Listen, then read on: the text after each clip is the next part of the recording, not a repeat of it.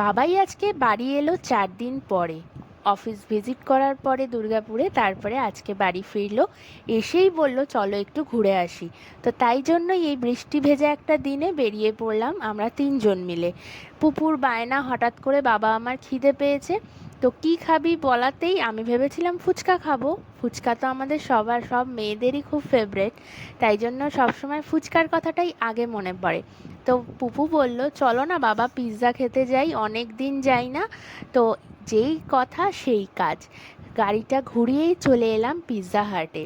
আগের ভিডিওতে তোমায় জিজ্ঞাসা করেছিলাম জায়গাটা তোমরা চিনতে পারছো কি না, হয়তো সবাই চিনতে পেরেছো।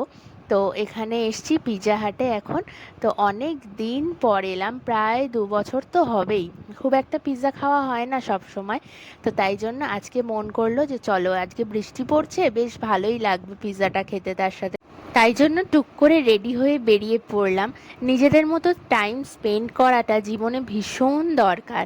এই দিনগুলোর কথাই মনে থেকে যাবে। পপু যখন বড় হয়ে যাবে তখন সবাইকে গল্পের ছলে বলতে পারবে যে আমি এখানে এই সময় এইটা করেছি, ওটা করেছি, সেটা করেছি। ওর জন্য একটা স্মৃতি হয়ে যাবে এই জিনিসগুলো। তো চলো পিৎজাটা খেতে হবে, তো অনেক বকবক করে ফেললাম। তো এই বাইটটা দিয়ে দেখি কীরকম খেতে পিৎজাটা। দেখেছো, চিজি একেবারে। নিয়েছিলাম হচ্ছে গার্লিক ব্রেড পিৎজা, আর হচ্ছে একটা কোল্ড ড্রিঙ্কস। আর লাস্টে নিয়েছি একটা হচ্ছে কেকের আইটেম, কেকের সাথে হচ্ছে আইসক্রিমও রয়েছে। তো এই যে চিজটা টেনে যে বেরায়, এটাই পিৎজা খাওয়ার সব থেকে ভালো জিনিস আমার লাগে। নালে তো জিনিসটা তো এমনি সেই পাউরুটির মতন ব্যাপারটা, কিন্তু এই যে চিজি ব্যাপারটা থাকে না, চিজটা টানলেই বেরায়, এটা ভালো লাগে খুব।